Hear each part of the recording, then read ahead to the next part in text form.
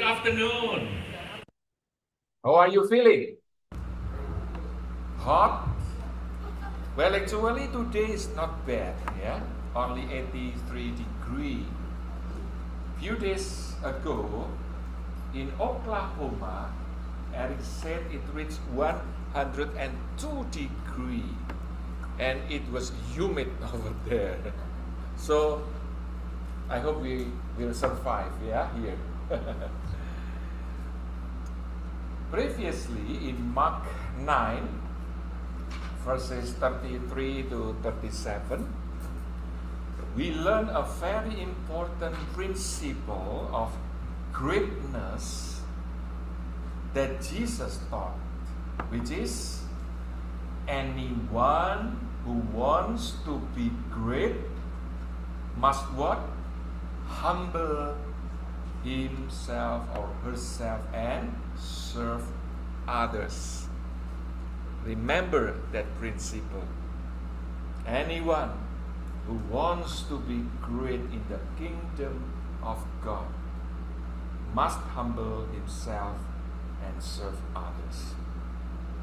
In the passage that we will discuss today, Jesus teaches more principles of discipleship. So let's read Mark 9, verses 38 to 50. Mark 9, 38 to 50.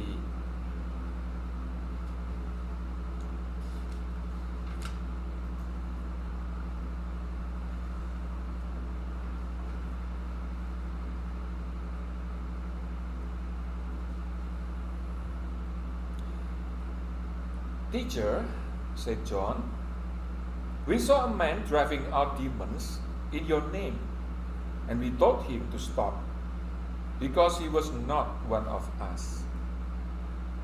Do not stop him, Jesus said. No one who does a miracle in my name can in the next moment say anything bad about me. For whoever is not against us is for us. I tell you the truth. Anyone who gives you a cup of water in my name, because you belong to Christ, will certainly not lose his reward. And if anyone causes one of these little ones who believe in me to sin, it would be better for him to be thrown into the sea with a large millstone tied around his neck. If your hand causes you to sin, cut it off. It is better for you to enter life maimed than with two hands to go into hell, where the fire never goes out. And if your foot causes you to sin, cut it off. It is better for you to enter life crippled than to have 2 feet and be thrown into hell. And if your eye causes you to sin, pluck it out. It is better for you to enter the kingdom of God with one eye than to have 2 eyes and be thrown into hell, where their worm does not die and the fire is not quenched. Everyone will be salted with fire. Salt is good, but if it loses its saltness, how can you make it salty again? Have salt in yourselves and be at peace with each other. Let's pray. We just read your word, O God, and now please help us open our hearts so that we may receive your word gladly. Open our minds so that we can understand your word clearly. And please anoint your servant to deliver this message truthfully and clearly. In your name we pray. Amen. there are 5 principles that Jesus teaches here. They seem to be unrelated, but they all relate to the matter of following Jesus as his disciples. The first principle is, he who truly believes in Jesus and serve him is not against us. Next. And that is from verse 40. In verse 38, we read how John came to Jesus and told Jesus that there was a man who was not from his group cast out demons. So John forbid him. But Jesus said, do not forbid him. Do not stop him. This means that anyone who believes in Jesus, not just the 12 disciples, may serve Jesus, including casting out demons. The man was empowered to do the works in Jesus' name. So empowered, it was unlikely he would speak evil of Jesus. So, while he did not follow the other disciples, he was still on their side. And what is the application for this? Well, those who believe that Jesus is Lord, the Son of God, the Savior of the world, believe in the triune God, believe that the Bible is the Word of God, the source of truth, and are baptized in the name of God the Father, the Son, and the Holy Spirit, are our brothers and sisters in faith. They may not be in the same conference with us or same denomination, but if they have those beliefs, they are our brothers and sisters in Christ. They may worship in a different way than we do, but they are, as the Apostle Paul says in Ephesians 4, verses 5 and 6, they also believe in one Lord, one faith, one baptism, one God and Father of all, who is over all and through all and in all. So they are not our rivals in serving God, but our fellow servants in God. Sometimes churches compete with each other. Like in Indonesia, there are some cases, usually when a developer builds a new complex or real estate, they will provide house of worship for all religions, including for Christians. And because of that, many churches approach the local officers. Even I heard they bribe the officers so that their church can be there. And not only that, sometimes they say, oh, they are bad church. My church is the right one. And because of that, the officers who are not Christians are confused. Well, you all are Christians. You said you worship the same Jesus, but you don't get along well with each other. You see that? Sadly, not every church was established with a wrong motive. I'm sorry to say that. Even today, some pastors build churches for business. And this is no secret anymore. In Indonesia especially, you will find how that happens, sadly.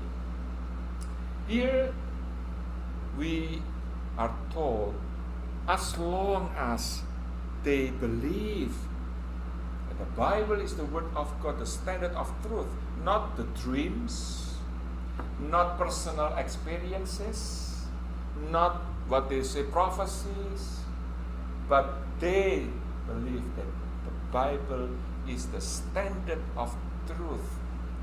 That means every teachings must be based on the Bible, and that they believe in God Trinity. Last night I watched a video shared by my friend about a pastor in Jakarta whose church has maybe more than 20,000 members. By the way, his wife was in my class in Jakarta when I taught biblical counseling over there. So I knew his wife well. And I was sad that now it's so clear for me, and even I dare to say that he is a false teacher, because he does not believe that Jesus is eternal, that Jesus is part of God's Trinity, that Jesus is not the Jehovah in the Old Testament, and that is wrong. Even he said that the Nicaea Council in 325 was wrong to believe in God's Trinity.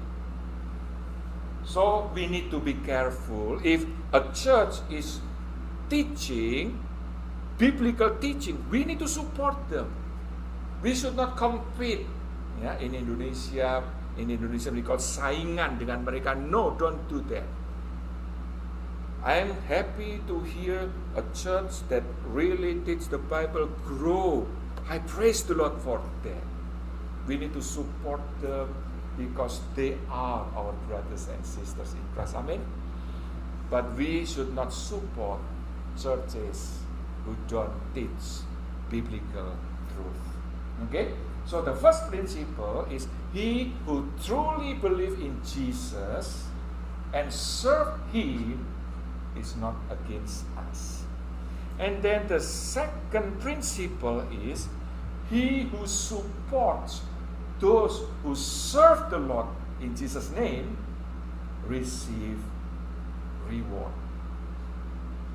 Verse 41 says, anyone who gives you a cup of water in my name, Jesus says, because you belong to the Messiah, will certainly not lose their reward.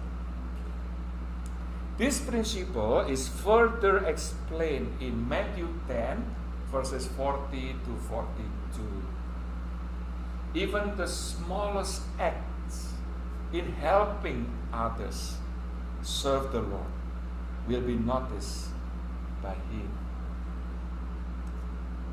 So when we have the brothers and sisters of the Lord or in the Lord, He takes notice. Many of you are familiar with the story in Matthew 25, verses 34 to 40. When we support their ministries, we have fellowship in their work. Apostle Paul expressed his appreciation and gratitude to the Philippians for their support of his ministry. In Philippians chapter 1, verses 4 to 5, he says, in all my prayers for all of you, I always pray with joy because of your partnership in the gospel from the first day until now. So as you know, the congregation in the Philippi supported Paul both in prayers and also financial. So Paul appreciated that. Apostle John also praised his readers for their support to other believers in the letter of 3 John 1, verses 5 and 6. Dear friend, you are faithful in what you are doing for the brothers and sisters, even though they are strangers to you. They have told the church about your love. Please send them on their way in a manner that honors God. So, this is something that we all need to know, that God sees us, everything we do, and God will reward everyone who supports His servants, His people, His disciples who serve Him. And then the third principle is, he who causes little ones to stumble will be punished. Verse 42. Causing the little ones who believe to stumble is a great offense. Again, Matthew's Gospel expands on this theme in Matthew 18, verses 6 to 7 and 10. Here the Lord Jesus reminds us as parents and Sunday school teachers to provide correct teaching and good examples to the children whom God has entrusted to us. Some Sunday school teachers thought that, well, they are little children. I even don't need to prepare the material that I will teach this Sunday. They still don't understand anything. Well, that is not a good thing. Even when someone teaches little kids, they must prepare well, and they must have right understanding, right theologies. Otherwise, they will teach something that is not biblical.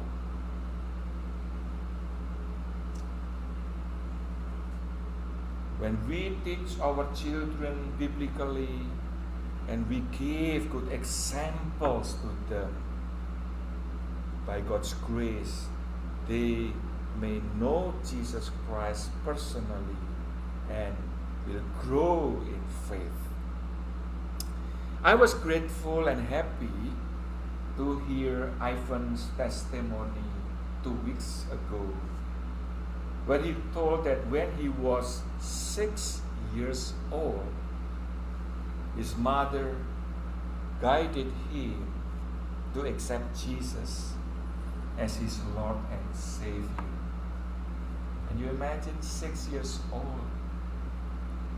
For many people, 6 years old is very young, too young.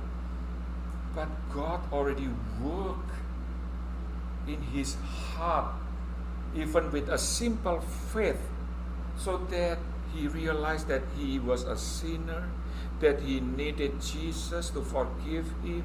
And when his mother guided him to accept Jesus, he did. And he still remember until today his experience many years ago.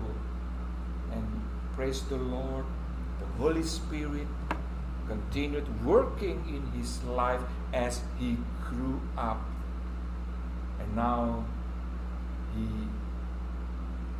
can even know God in a deeper way and serve Him faithfully.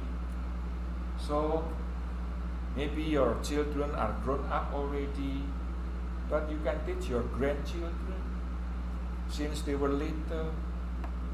And the result is up to God. We just sow the seeds. We pray for them. We show good examples as parents, as grandparents to them, so they can see that Jesus lives in us. Sometimes the problem is that we tell our children to go to church, to pray, to read the Bible, but they see us, we don't do that. I remember a story. A father told his son, 10 years old, "Get ready. The church bus will come soon. You need to go to church." And the son just answered, "What for? I don't see it brings benefit to you." So, but his father only said, "You go to church," but he doesn't go to church. So, two things. We teach them the Bible, and we have to be good examples. Amen? The best way to show love for the children of God is by loving God and keeping His commandments.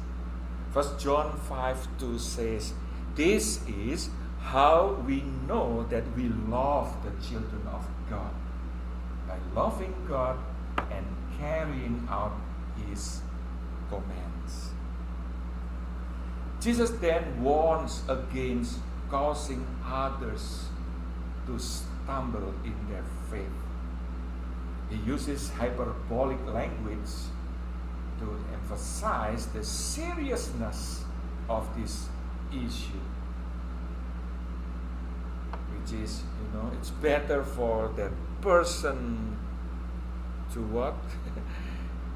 He says exactly in verse 42, "It would be better for him to be thrown into the sea with a large millstone tied around his neck." So this is a serious warning. The next one, the next principle, also a serious warning. So we need to be careful. The fourth principle is, he who commits sin will suffer its serious consequences, from verses 43 to 48. Sometimes radical actions are needed to avoid hell fire. Eternal life is worth whatever cost it takes. Of course, these verses cannot be taken literally, right? Because one could still sin with one hand, with one foot, with one eye. So don't do it. Yeah? Otherwise, all of us come to church only with one eye, one hand, one foot. No one of us here is free from committing sins. But the principle says, anything close to us, whether job, friends, hobby, even family, that would keep us away from God, must be removed if necessary.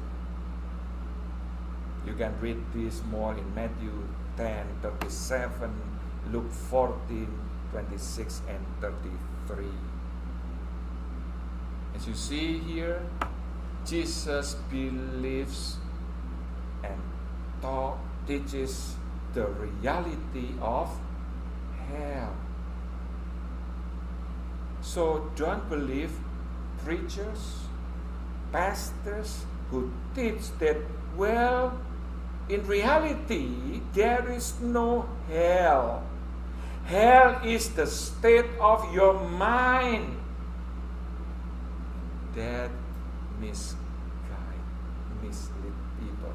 Jesus himself believes and teaches the reality of hell.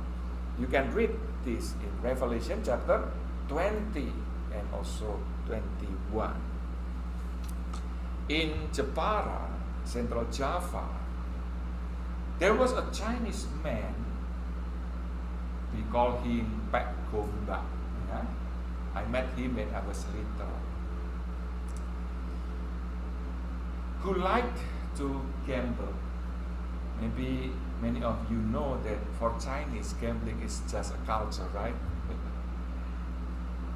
But then he became a follower of Christ and knew that gambling was a sin.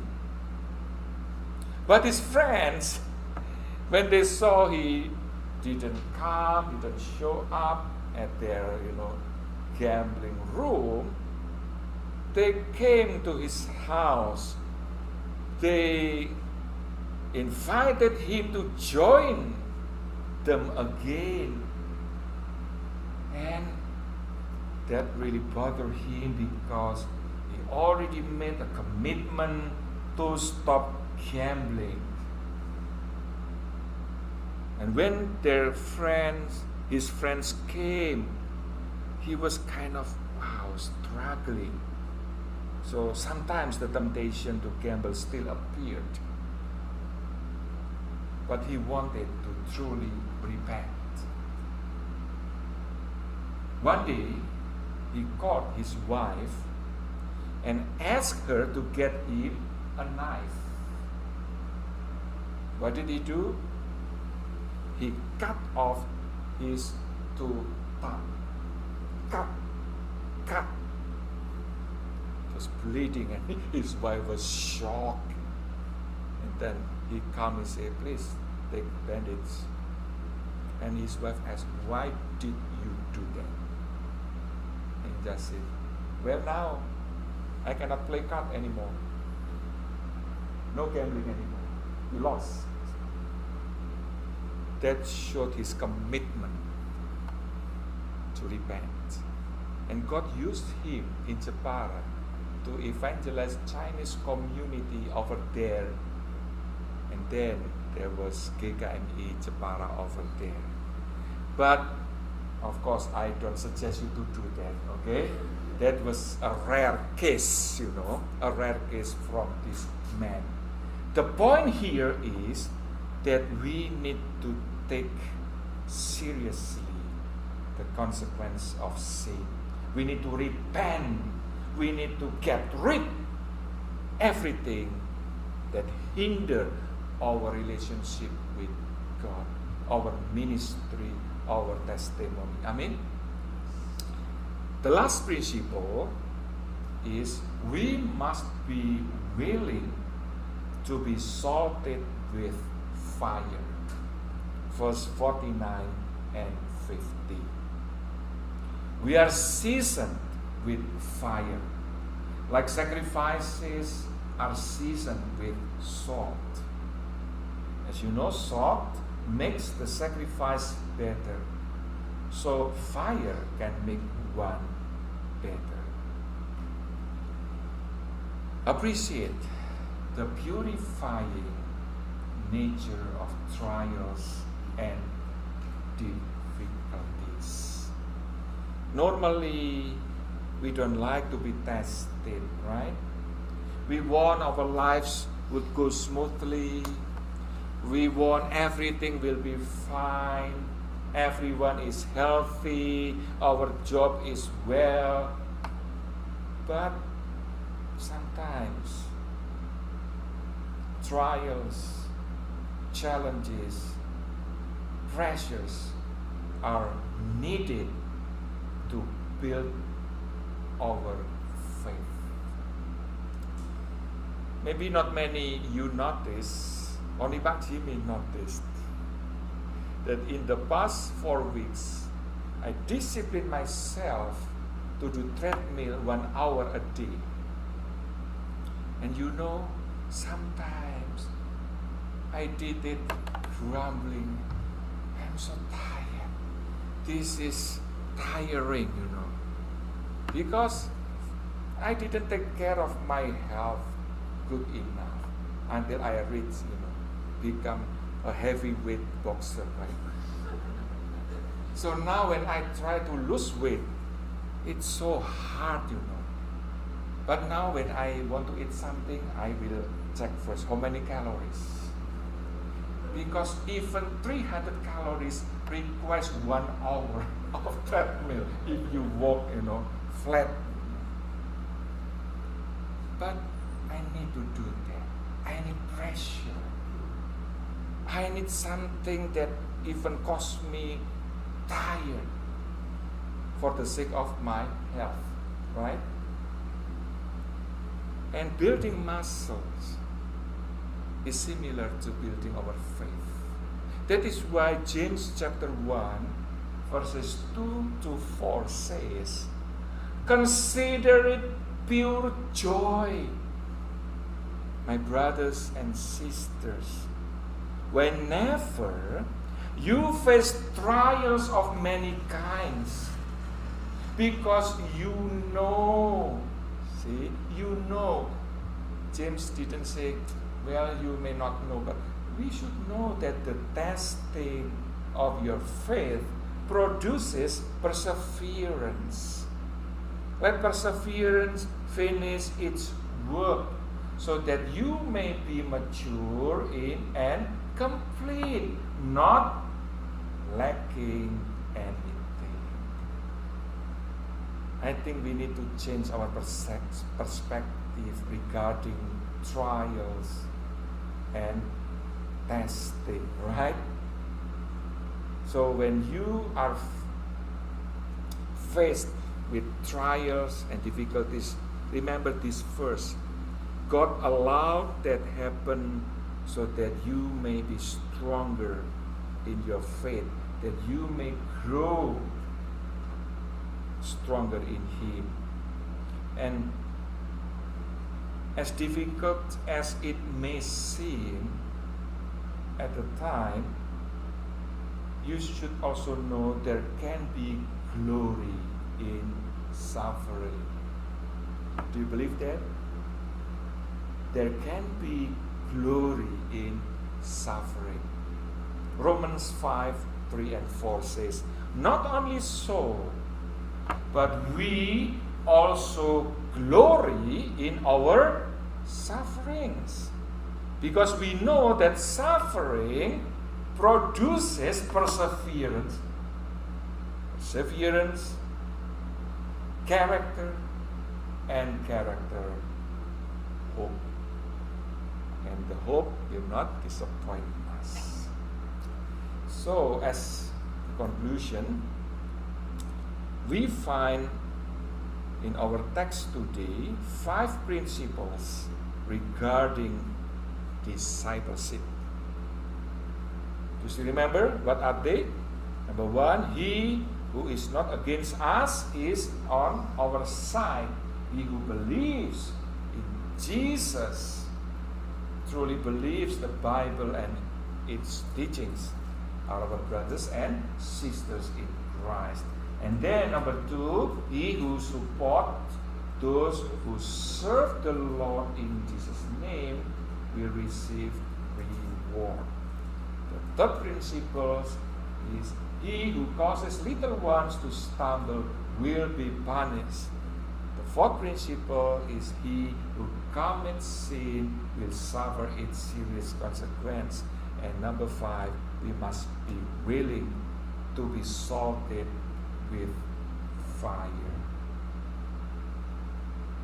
That is why sometimes radical surgery is needed to avoid hellfire.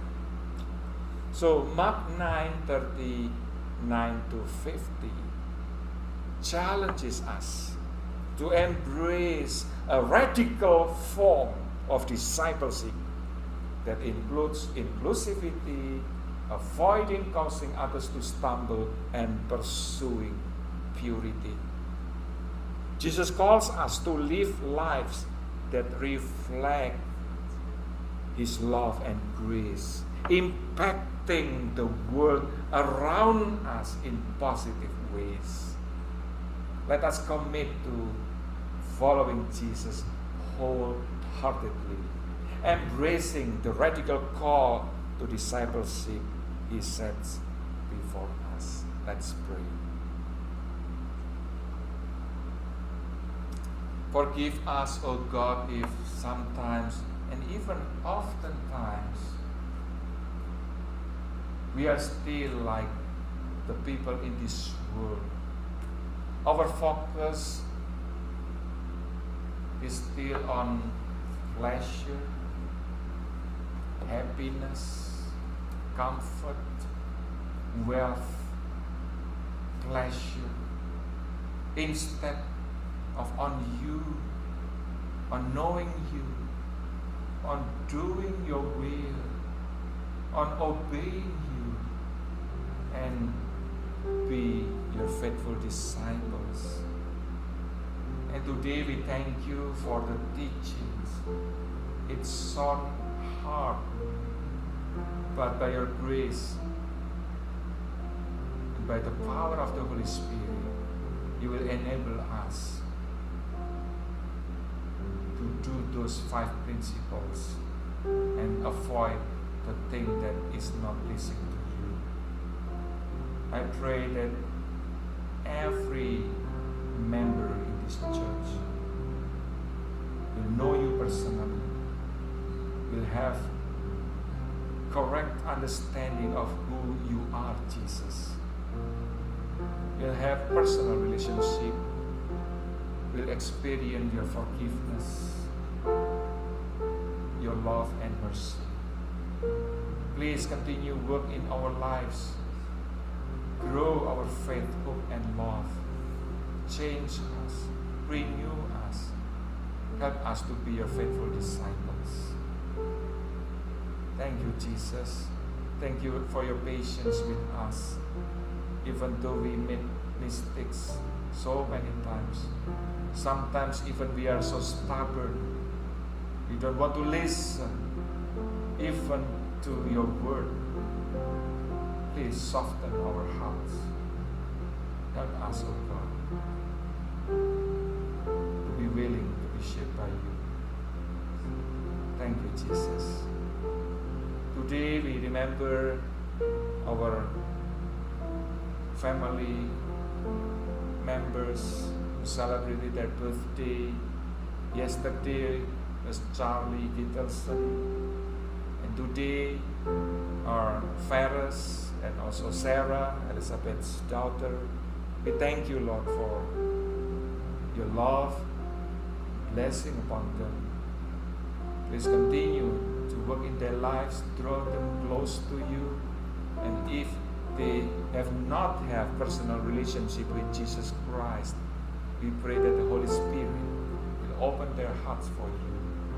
Please bless their family, their parents, their spouse,